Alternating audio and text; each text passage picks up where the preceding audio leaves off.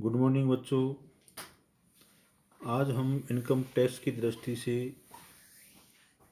Salary heads के बारे में अध्ययन करेंगे। सैलरी का अध्ययन हम सेक्शन 15, 16 और 17 के अंतर्गत प्रारंभिक रूप से जानकारी प्राप्त करना चाहेंगे। सेक्शन 15 की इनकम सैलरी किस पर चार्ज की जाए। सेक्शन 16 ऐसा है जिसके अंतर्गत डिडक्शन किन किन मदों पे दिया जाए, और सैलरी 17 में है कि सैलरी का अर्थ क्या है। अर्थात सैलरी ड्यू होती है, सैलरी पेड होती है, सैलरी अलाउड होती है। एरिया ऑफ सैलरी का अध्ययन हम सेक्शन 15 के अंतर्गत करेंगे। सेक्शन 16 के अंतर्गत एक कर्मचारी को अपने दायित्व को निर्वहन करने के लिए कुछ खर्चे करने पड़ते हैं, तो उसको जो छूट मिलती है वो स्टैंडर्ड डिडक्शन कहलाती है। इसी तरह एंटरटेनमेंट अलाउंस और प्रोफेशनल टैक्स की जो छूट का अध्ययन करेंगे हम सेक्शन 16 के अंतर्गत करेंगे। अगला है सैलरी का अर्थ क्या है। तो salary perquisites profit in lieu of salary का सम्मिलित करते हुए रिटायरमेंट के बाद में जो बेनिफिट्स मिलते हैं वो भी सैलरी के अंतर्गत अध्ययन किया जाएगा। तो सैलरी का जो प्रारंभिक रूप से कंसेप्चुअल रूप से आपको अध्ययन करना चाहिए। कौन कौन से अलाउंसेज हैं उनके बारे में आपको अध्ययन करना चाहिए। सर्वप्रथम जो महत्वपूर्ण ध्यान देने योग्य बात है, एम्प्लॉयर और एम्प्लॉय रिलेशनशिप होगा, वहीं सैलरी का अध्ययन किया जाएगा।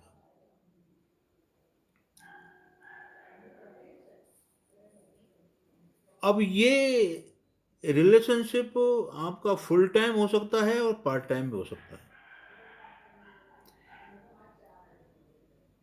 Employer may be operating in India and abroad, अर्थात एम्प्लॉयर देश में भी हो सकता है और विदेश में भी हो सकता है।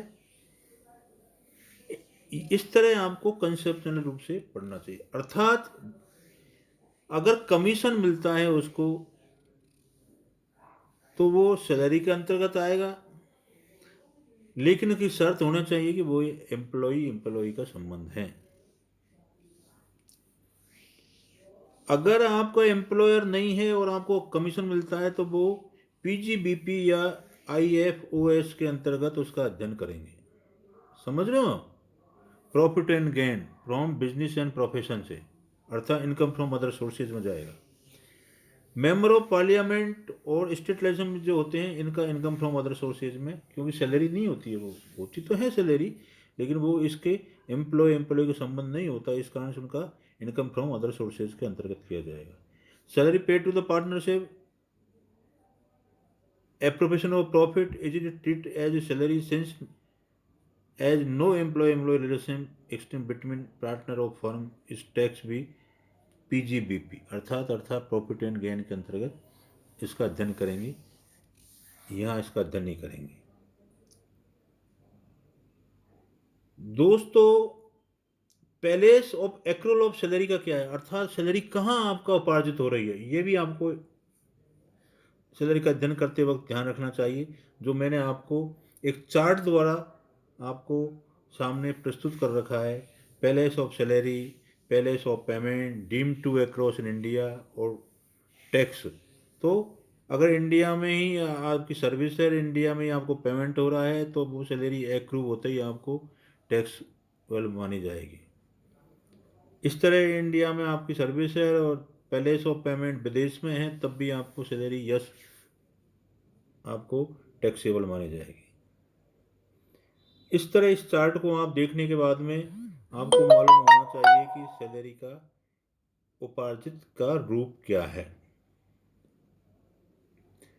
नंबर 4 है कि बेसिस ऑफ चार्ज, किसके आधार पर चार्ज करेंगे, जो मैंने आपको पहले ही बताया था। इसके बाद में आपको दोबारा आप देख लें, सैलरी जो taxable on earlier of, number 1 due और नंबर 2 है रिसिप्ट बेसिस। इन दोनों में की जो उसका आधार होगा, जो पहले होगी, अर्थात वो आपकी सैलरी में कैलकुलेट की जाएगी। Advance salary taxable on received basis के आधार पर करेंगे। Salary in arrear taxable in due basis के आधार पर करेंगे। Income can be tax under salary if there is exist analysis for employ between the payers and pay, जो मैं आपको पहले ही बता चुका हूँ।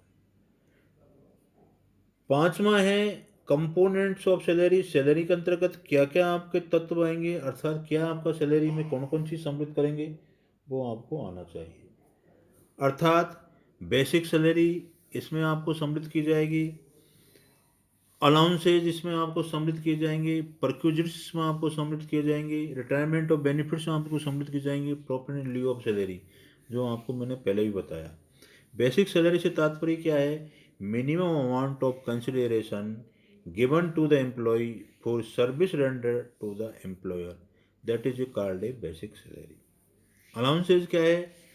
Fix quantity of money given regularly to employees in addition to the salary. Salary के अलावा जो मुद्रा के रूप में जो फिक्स क्वांटिटी दी जाती है, वह आपको अलाउंसेस कहलाएगा। परक्विजिट्स क्या कहलाती है? Casual benefit attach to the position in the addition to the salary given by employer to the employ, ये आपका परक्विजिट्स कहलाएंगे। रिटायरमेंट बेनिफिट्स में आपको बताया मैंने, पेंशन है, ग्रेचुटी है, लीव इन कैश है, profit in leave of salary, अगर सैलरी के अलावा कोई उसमें ऐसा बिजनेस कर रहा है संस्थान के हित में जिसको प्रॉफिट के आधार पर कोई होता है और सैलरी में से कुछ हिस्सा, प्रॉफिट में से कुछ हिस्सा दिया जाएगा, वो भी आपकी सैलरी का ही एक हिस्सा होगा। दोस्तों, इसके बाद में हम अध्ययन करेंगे अलाउंसेज का। अलाउंसेज मैंने आपको पहले बताया था, तीन प्रकार के होते हैं, fully taxable allowance, partly taxable allowance और fully exempt allowance. Fully taxable allowance कौन कौन से हैं, जिसका हम विशेष रूप से अध्ययन करेंगे? Dearness allowance, over time allowance, fixed medical allowance, city compensation allowance, interim time allowance, ये आपके servant allowance, project allowance, tiffin और लंच अलाउंस, ये आपके क्या कहलाएंगे? फुल्ली टैक्सेबल अलाउंस कहलाएंगे। पार्टली टैक्सेबल अलाउंस ऐसे हैं जिसमें कुछ तो टैक्स सैलरी में कैलकुलेट किए जाएंगे और कुछ आपको छूट मिल जाएगी। तो उनमें हम विशेष रूप से पढ़ेंगे HRA, हाउस रेंट अलाउंस का, और स्पेशल अलाउंस का। स्पेशल अलाउंस को हम तीन कैटेगरी में बांटेंगे।